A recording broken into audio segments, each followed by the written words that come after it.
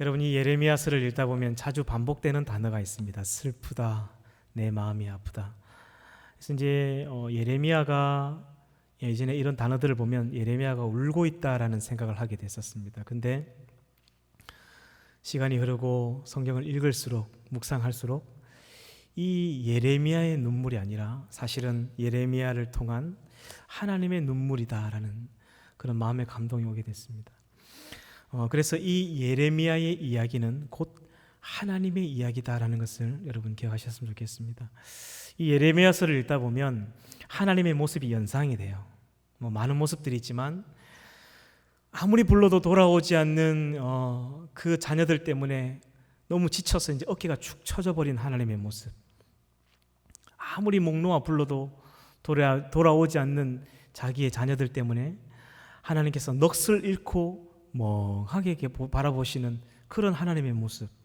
또 어떨 때는 하나님이 다시금 마음을 추스리고 힘을 내서 자녀들을 막 찾으러 가서 그 자녀들 다시금 하나님의 백성으로 이렇게 데리고 오려고 하면 더 큰 상처와 배신을 당하고 부를수록 더 멀리 떠나가 버리는 백성들 때문에 울고 있는 하나님. 그런 모습들을 이 예레미야서를 읽다 보면 하나님의 모습을 보게 됩니다. 그래서 이 예레미야의 눈물과 함께 우시는 하나님, 예레미야가 통곡할 때 함께 비명을 지르며 통곡하시는 이 하나님의 모습을 보게 되죠.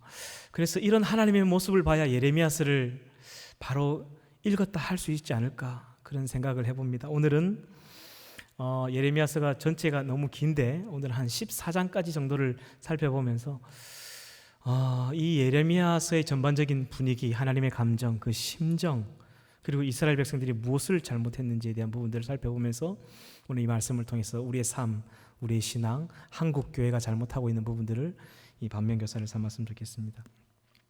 1장에는 여러분 1장을 한번 펴보시겠습니까? 1장에 보면 예레미야가 하나님으로부터 소명을 받는 장면이 나오죠. 예레미야는 제사장 가문의 자녀였습니다. 그는 가만히 있어도 어느 정도 그의 삶을 보장받을 수 있는 사람이었죠. 그런데 하나님께서 그를 부르셔서 많은 여러 나라의 선지자로 세우셨습니다. 어떻게 보면 하나님께 픽업을 당해서 특별한 이 소명을 받았기 때문에 영광이지 않나, 좋은 일이지 않나라고 생각할 수 있지만 입장을 바꿔서 생각해 보면요, 예레미야에게는 이 불행한 소명이었습니다. 왜 그러냐면 예레미야가 받았던 소명은 무엇이냐면 그는 70평생을 사는 동안 결혼을 하지 못했습니다. 하나님이 결혼하지 말라고 했죠. 좀 있으면 전쟁이 일어날 때는 무슨 결혼이냐, 결혼하지 마. 그리고 내 이 메시지를 전해라. 근데 그 메시지가 잘 된다, 복 준다, 좋은 메시지가 아니라 30년이 지나면 전쟁이 일어날 것입니다. 그러면 여러분 절대로 그 바벨론에게 대항하지 말고 맞서지도 말고 전부 다 포로 잡혀서 가십시오. 그래야 살 수 있습니다. 근데 이런 설교를 하라는 거예요. 그거를 무려 40년 동안. 그리고 예레미야는 70평생을 살면서 40년을 살게 했거든요. 이 40년 중에 30년 전에 먼저 일어날 이 전쟁에 대한 예고를 하는 선지자였습니다. 여러분 이게 단순한 사건이, 단순한 일이 아닙니다. 왜 그러냐면 여러분 생각해 보세요. 하나님의 말씀을 전한다는 예언자가 갑자기 나타나서 바벨론에게 포로 잡혀 가라는 거예요. 전쟁이 일어나면 절대로 싸우지 말라는 거예요.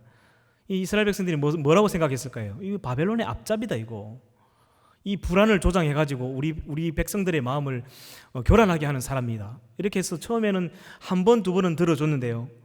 예레미야가 나올 때마다 사람들이 이제는 입을 틀어막기 시작하는 거예요. 그리고 설교하는 강단에서 잡아 끌어내립니다. 그래도 안 되니까 이제 몽둥이를 두드려 패죠. 그래도 정신을 못 차리니까 막 설교하고 있는데 돌을 집어 던져서 사람을 반 죽입니다. 그래도 안 되니까 결국에는 그를 그 죽음의 구덩이에 집어 던져버리죠. 그래서 예레미야가 몇 번 죽을 뻔합니다. 굉장히 불행한 소명이었어요. 근데 이 소명을 예레미야는 눈물로 그 40년의 세월을, 이 사명을 충성스럽게 감당합니다. 이런 40년 동안 눈물로 기록한 이 예레미야서를 우리는 딱 한 절 기억하죠. 예레미야 33장 3절, 너는 내게 부르짖으라, 내가 내게 응답하겠고.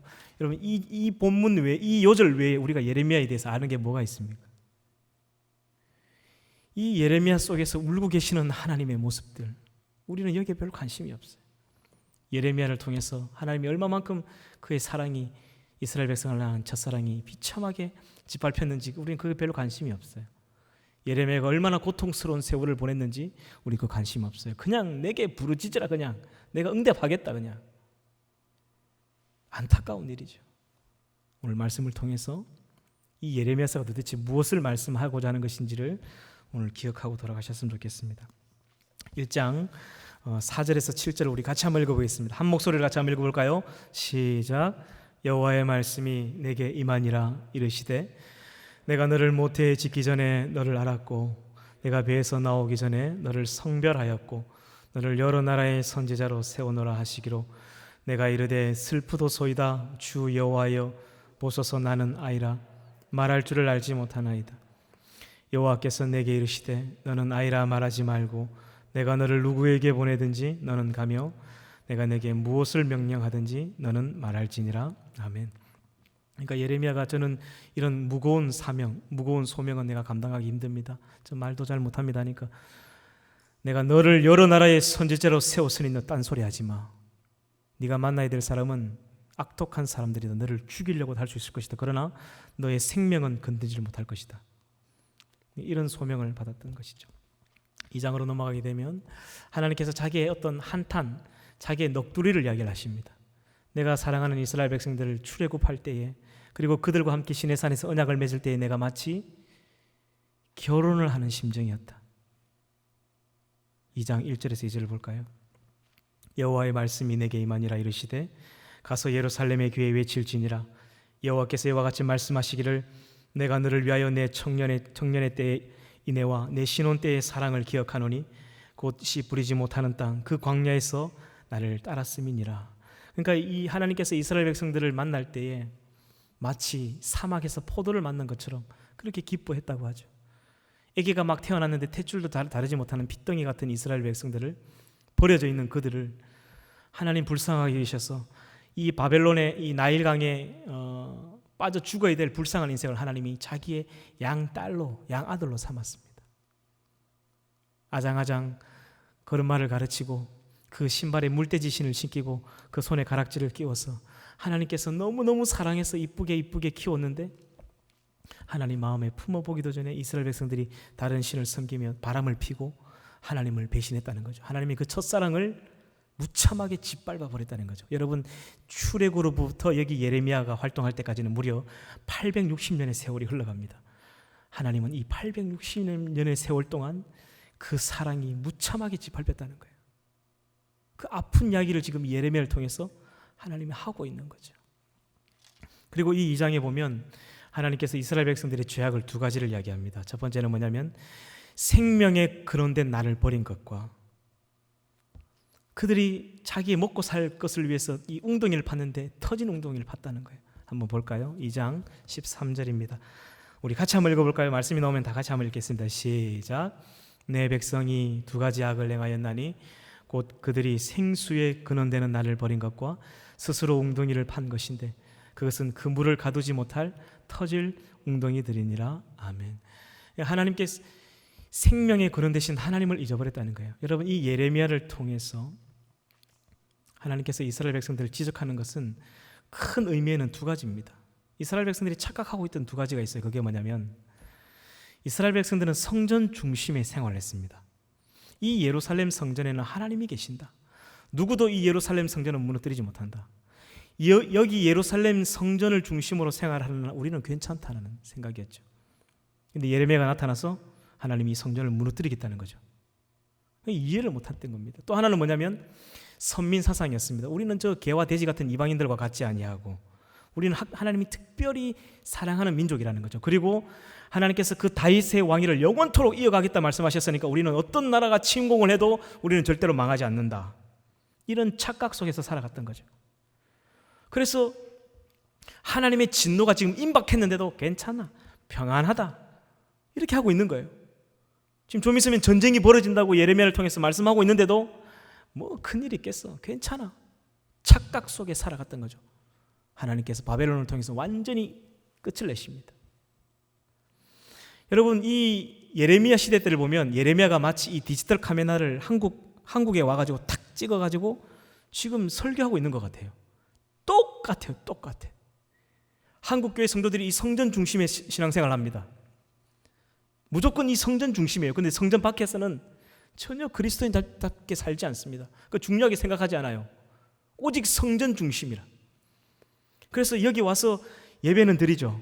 여기서 종교생활은 열심히 합니다. 이스라엘 백성도 그렇게 했죠. 하지만 하나님께서 탄식하는 게 뭐냐면 생수의 근원이 되는 나를 너희들이 버렸다. 여기서 예배는 드리고 엉덩이는 붙이고 왔다 가지만, 부모님 때문에 억지로 여기 앉았다 가는 가지만 하나님을 사랑하지 않는다는 거예요.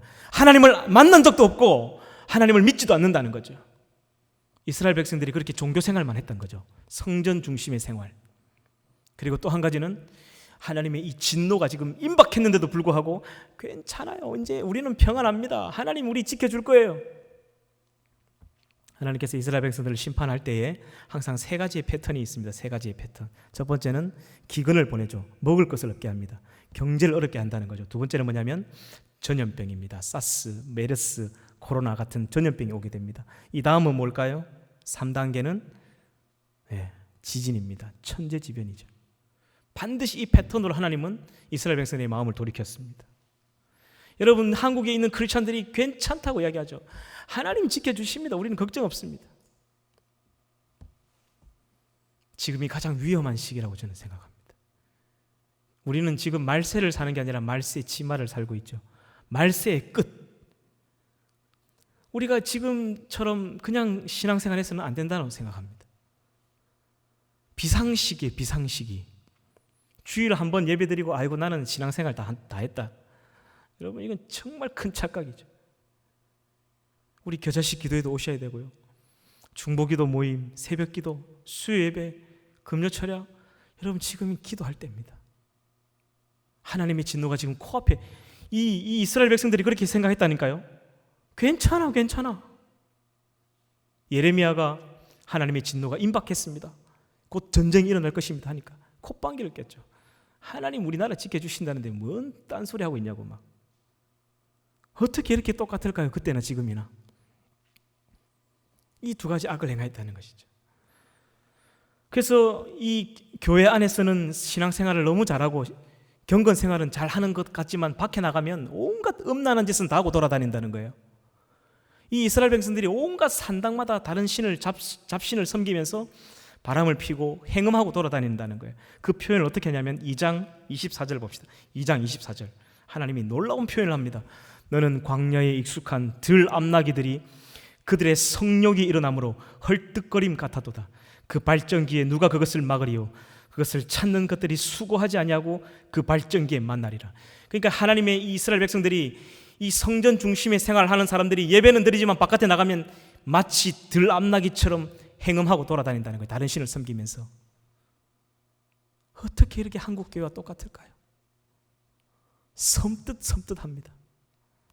3장으로 넘어가면 하나님께서 지금 이 남유다가 하는 행태를 보니까 차라리 150년 전에 저 아수르에게 멸망시켜버린 이혼 정서를 써서 내줘버린 저 북이스라엘이 훨씬 더 나았다는 거예요. 지금 이 시기가 722년에 그 북이스라엘을 아수르를 통해서 하나님이 끝냈습니다.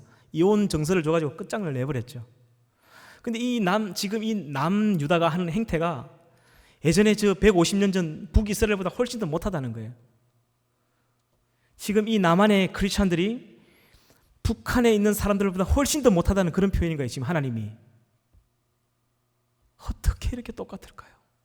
깜짝 놀라요. 예레미야서를 읽다 보면.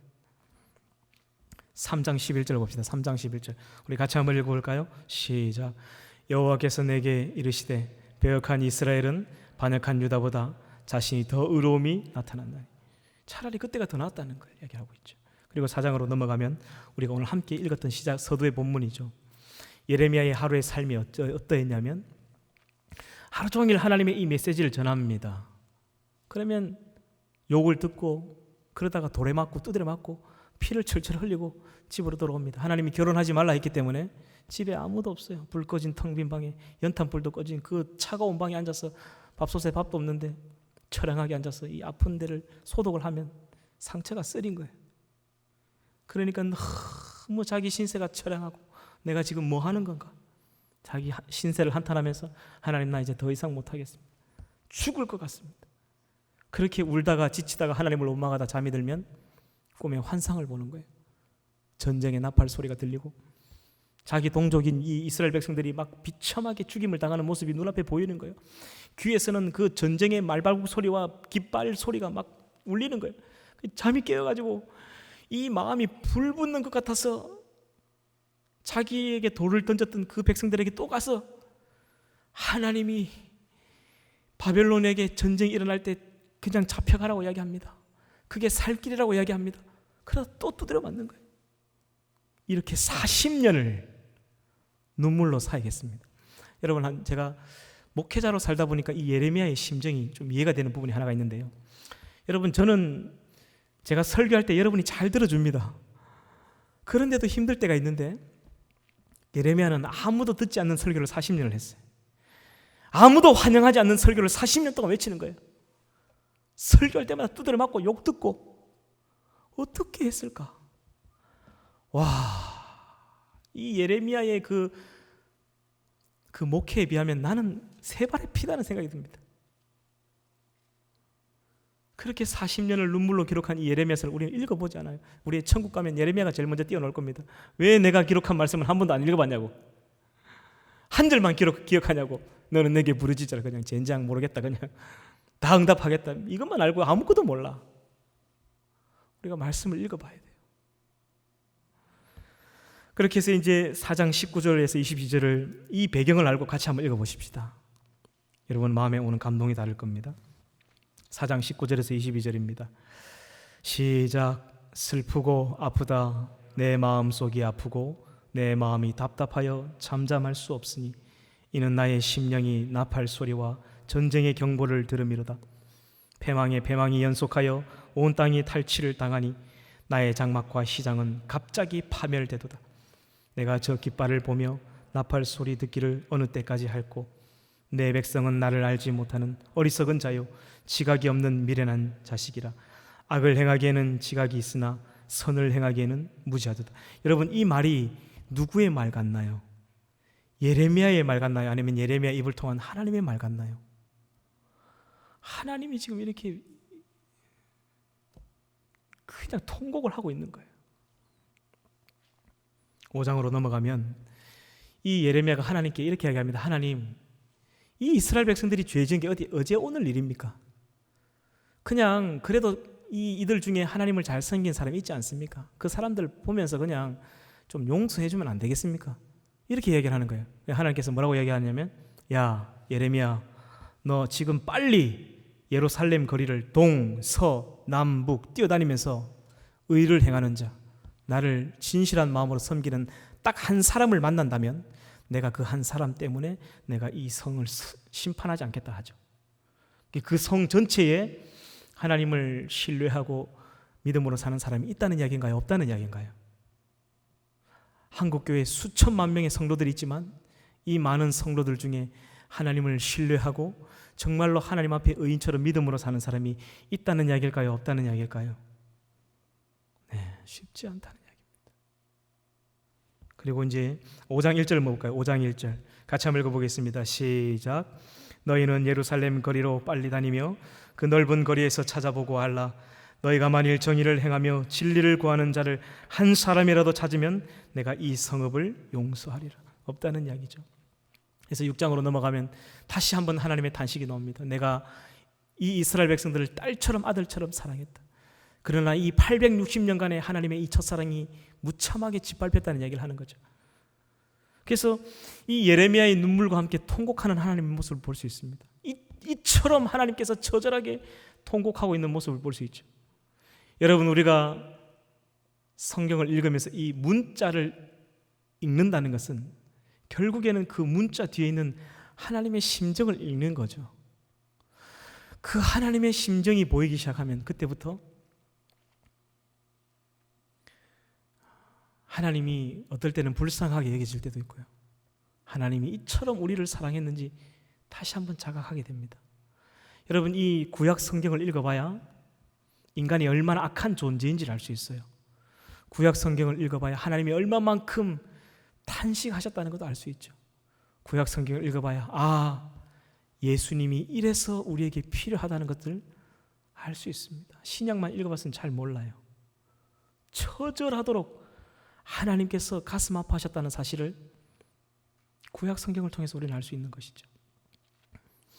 7장으로 넘어가면 예레미야가 이렇게 이야기합니다. 하나님, 아무리 이 메시지를 전해도 이 백성들이 알아듣지 못합니다. 그러니 차라리 제가 이 백성을 위해서 기도할 테니까 하나님, 제가 기도하면 하나님께서 그냥 들어주시면 안 되겠습니까? 하니까 하나님께서 화를 내시면서 이렇게 이야기하죠. 야, 너 예레미야, 너 이 백성을 위해 기도하지 마. 네 기도는 내가 듣지 않을 거야. 이 백성을 위한 기도는 내가 듣지 않을 거야. 하나님 그만큼 화가 나셨다는 것이죠.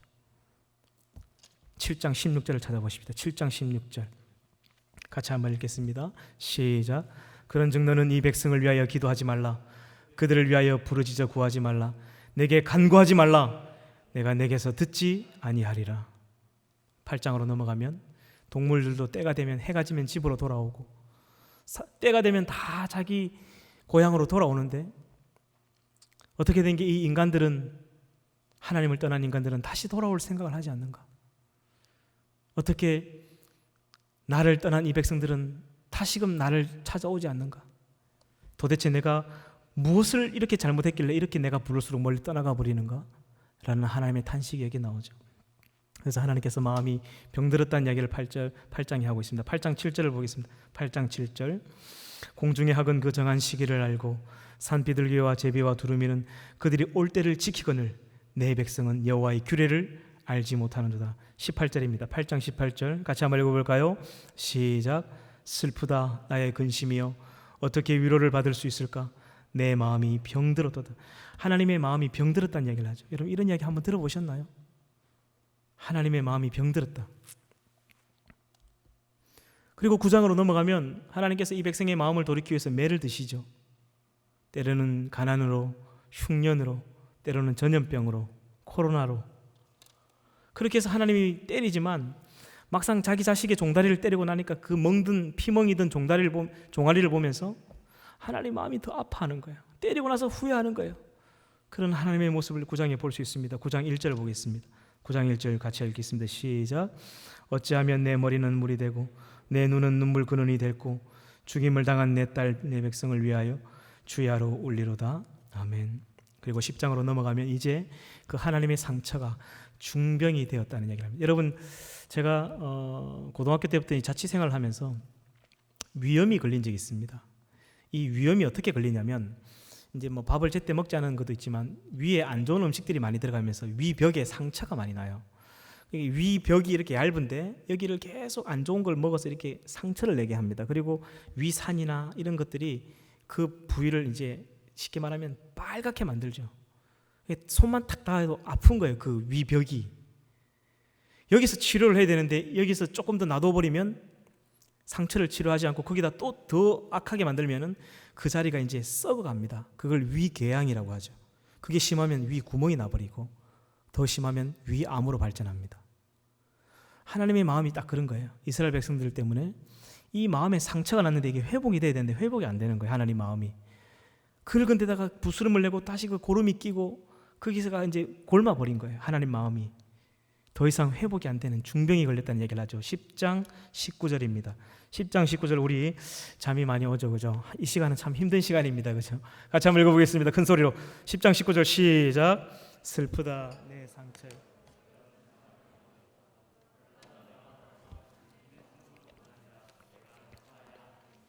하나님 마음이 아프지만 이미 중병이 걸렸지만 그래도 하나님 또 참으시는 거죠. 그리고 11장에 가면 하나님께서 이 출애굽으로부터 지금까지 그 하나님과 맺은 언약을 이스라엘 백성들이 지키지 않았다는 이야기를 하고 예레미야가 이 말씀을 전하려고 할 때마다 자기 고향 사람들이 나와가지고 예레미야의 입을 틀어막고 강단에 있는 그 말씀을 전하고 있는 예레미야를 끌어내깁니다. 그런 이제 수치를 당하게 되죠.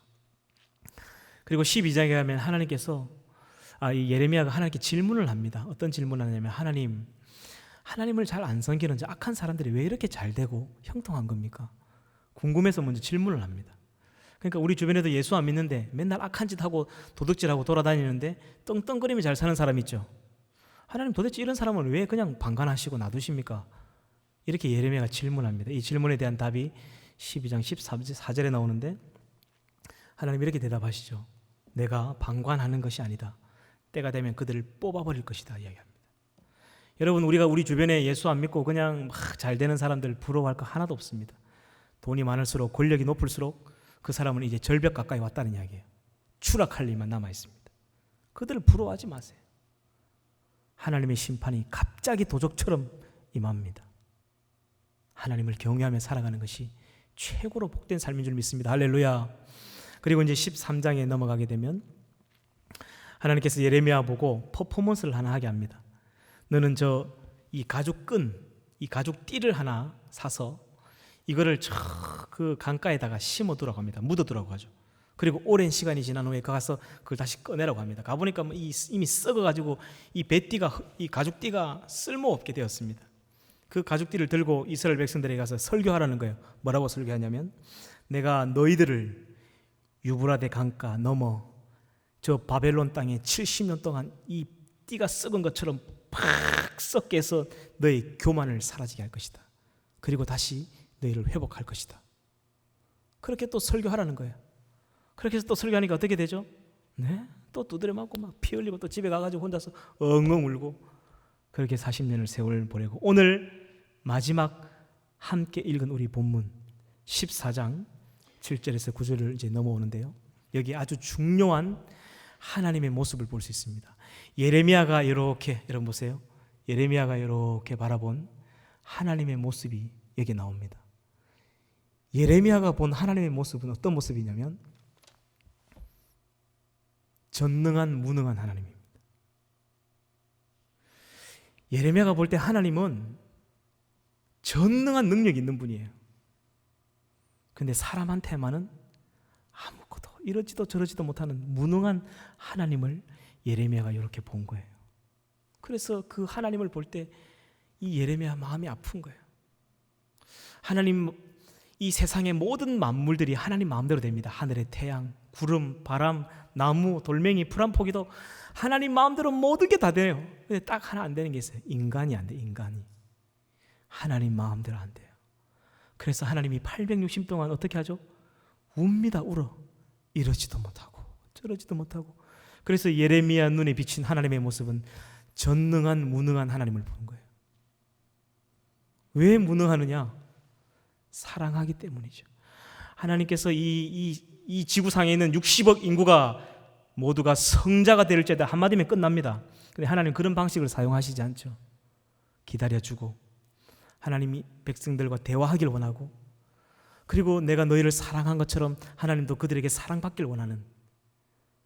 근데 이 사람들이 마음대로 안 되는 거예요. 하나님 마음대로. 그래서 하나님께서 늘 오라, 우리가 좀 변론하자, 이야기 좀 하자 하니까 아이고 하나님 바쁩니다. 땅도 사야 되고 결혼도 가야 되고 장가도 가야 되고 뭐 소도 사야 되고 바쁘다는 거예요. 우리 청년들 보고 교회 와서 예배 좀 드리자 하면 아이고 목사님 공무원 시험 준비해도 바빠요. 바빠. 올 시간이 없어요. 합격하면 올게요. 그 잠깐 예배 드리고 가면 안 되겠나? 아이고 엄마 바쁩니다. 직장 때문에 오지도 못합니다. 가슴이 아파요. 하나님 기다리고 있는데 그렇게 하나님이 이야기하고 싶어하고 우리와 대화하고 싶어하고 우리를 사랑하고 사랑을 나누고 싶어하는데 아무도 하나님의 마음을 모르는 거예요. 각기 제 길로, 각기 자기 마음대로 그렇게 살고 있는 거죠. 그래서 예레미야 눈에 비친 하나님의 모습은 전능한 능력이 있지만 아무것도 하지 못하는, 그래서 애만 태우고 있는, 이러지도 못하고 저러지도 못하는 하나님을 보는 거예요. 여러분, 예레미야 시대 때뿐만 아닙니다. 예수님이 부활 승천하시고 난 이후에 초기 기독교 역사를 보면요, 그 로마 시대 때 건 250년간 10차의 대박해가 있었습니다. 이 어마어마한 기독교에 대한 탄압이었죠. 수천만 명이 죽임을 당하고 사자의 밥이 되고 콜로세움 경기장에서 비참하게 죽어갔습니다. 톱으로 켜임을 당하고 그냥 성벽에서 막 떨어져 죽기도 하고. 네로 같은 황제는 완전 미치광이었죠. 기독교인들을 잡아서 이 대꼬챙이에 꽂아가지고 자기 마당에 전시를 해놓고 불태워 죽이는 이런 악독한 짓을 했습니다. 그런 고통을 당하는데도 하나님 이러지도 못하고 저러지도 못하셨죠. 중세 기독교 1000년 동안 교회가 썩어 빠져가는데도 아무것도 못하시죠. 이러지도 못하고 저러지도 못하고. 러시아의 그 많은 기독교가 공산은 국가로 바뀌면서 2600만 명이 비참하게 죽임을 당할 때 하나님 이러지도 못하고 저러지도 못하셨죠. 북한에 있는 수많은 수천 수백 개의 교회가 불태워지고 거기 김일성 동상이 세워질 때 하나님 이러지도 못하고 저러지도 못하셨죠. 한국의 기독교가 사람들에게 손가락질을 당하고 하나님의 이름이 망령되이 일컬음을 당하고 하나님이 비참한 이런 지경이 있음에도 불구하고 하나님 이러지도 못하고 저러지도 못하는 거예요. 하나님이 능력이 없어서인가요? 아니죠. 너무 사랑하기에 믿지 않는 그들도 사랑하고 기독교인들을 잡아 죽이는 그들도 사랑하고 십자가를 보면 알 수 있습니다. 하나님은 세상의 모든 사람들이 구원받기를 원하신 거죠. 그래서 이러지도 못하고 저러지도 못하는 거예요. 이런 하나님의 모습을 우리가 볼 수 있어야 되는 거예요. 이런 애처로운 어찌할 바를 모르는 하나님의 심정, 예레미야서가 이것을 우리에게 가르쳐주고 있는 것이죠. 이제 우리가 이 하나님의 마음을 좀 이해할 필요가 있어요. 맨날 이것 주세요 저것 주세요 잘된다 복받아라 이런 이야기만 좋아하지 말고 하나님이 어떻게 어떤 심정을 우리를 사랑하셨는가, 그 처절한 860년 동안 사랑을 구걸하고 있는 하나님의 모습, 이러지도 저러지도 못하는 무능한 하나님의 모습, 우리가 그 하나님의 마음을 위로하고 그 하나님을 사랑하고, 결국 우리가 이 성경을 읽는다는 것은 그 성경의 문자를 넘어 이런 하나님의 심정을 읽어내는 거죠. 그리고 그 하나님의 눈물이 보이기 시작하고 예레미야의 통곡과 함께 하나님의 통곡이 들리기 시작하면요, 나도 같이 우는 거예요. 하나님이 이처럼 우리를 사랑하셨구나, 지금도 포기하지 않고 있구나, 이게 막 가슴 절절히 느껴지는 거예요. 그러면 성경을 읽다가 무릎이 탁 꿇어집니다. 성경을 읽다가 단 한 번도 통곡해보지 않은 사람은 죄송합니다만 아직 하나님 마음을 잘 모르는 거예요.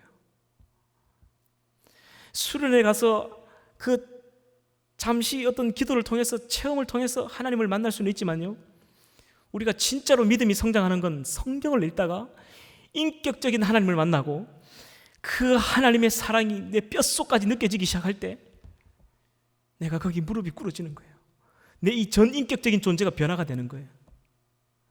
하나님은 이런 우리의 변화를 원하시고 우리와 사랑을 나누기를 원하셨던 거예요. 그래서 당신의 사랑하는 아들을 십자가에 내어준 거죠. 이제 말씀을 제가 정리하도록 하겠습니다. 우리가 이런 하나님의 고충에 대해서는 전혀 생각을 하지 않는 것 같아요. 그래서 우리가 날마다 내 잘 살고 잘 먹고 잘 되고 우리가 이런 기도 말고, 하나님 그동안 우리 때문에 얼마나 마음이 아프셨나요? 미안합니다. 우리 오늘은 이런 기도 좀 했으면 좋겠습니다. 얼마나 오랫동안 참으셨나요? 우리 때문에 얼마나 마음이 많이 아프셨나요? 우리가 살아갈 인생이 얼마 남지 않았지만 잠시 왔다 간 인생이지만 이제 그 하나님 마음을 알아주는 그런 신앙으로 살게 해주십시오. 그 하나님 때문에 예배하고 그 하나님을 사랑해서 이 자리에서 찬양하고 기도하는 우리 청년들이 됐으면 좋겠습니다. 하나님께서 이 예레미야서를 통해서 이스라엘 백성들에게 이 두 가지 이야기를 하셨죠. 생수에 근원된 나를 버렸다. 툭하면 애굽으로 돌아가겠다는 거예요. 다시 거기 돌아가지 못할 텐데 다시 툭하면 거기를 그리워하는 거예요. 아, 옛날이요, 옛날을 추억하는 거예요. 거기를 못 가게 막으니까 이제 아수르라는 강도국에 가서 붙어 먹겠다는 거예요. 거기 뭐 콩고물 떨어질까 봐 돈 많은 사람에게 붙어 먹겠다는 거예요. 권력이 있는 사람에게 뭐가 붙어 먹겠다는 거예요. 하나님을 찾지 않아. 우리가 그렇죠. 뒤로도 말고 앞으로도 말고 위에 계신 하나님을 볼 수 있는 눈이 있어야 되는데 우리가 신앙생활 하면서도 급하면 돈이 많은 사람을 찾아다닙니다. 우리가 뭐가 어려운 일이 오면 하나님보다는 은행을 먼저 찾아가요. 위에 계신 하나님을 볼 수 있는 지혜가 이스라엘 백성들에게 없었던 거죠. 근데 우리도 마찬가지인 것 같아요. 생수의 근원이 되는 하나님을 찾아야 됩니다. 할렐루야. 그 하나님을 만나셔야 되고, 우리가 뭔가 잘 하려고 애를 쓰려고 뭔가 잘 살아보려고 우물을 팠는데 이게 터진 웅덩이죠. 물을 담그지 못할 이스라엘 백성들이 그렇게 살았던 거예요. 이 성전 중심의 신앙생활, 선민사상, 우리는 망하지 않을 거야. 천만에요. 하나님이 사랑하는 그 첫사랑 이스라엘 백성도 과감하게 처단하십니다. 결국 BC 586년에 하나님은 바벨론을 통해서 완전히 끝을 내시죠. 우리가 이런 하나님의 모습을 기억해야 합니다. 지금 우리 마음을 돌이키고 내가 아직도 죄 가운데 머물러 있다면 우리의 삶을 돌이켜야 됩니다. 발정난 암나기처럼 하나님을 여기서 예배하고 밖에 나가면 헐떡거리면서 이 성적인 타락을 누리며 살아가고 있다면 정신을 차려야 돼요. 오늘 우리 찬양하고 회개하며 기도했으면 좋겠습니다. 그리고 그 하나님의 마음을 좀 더 이해할 수 있는 시간이 됐으면 좋겠습니다.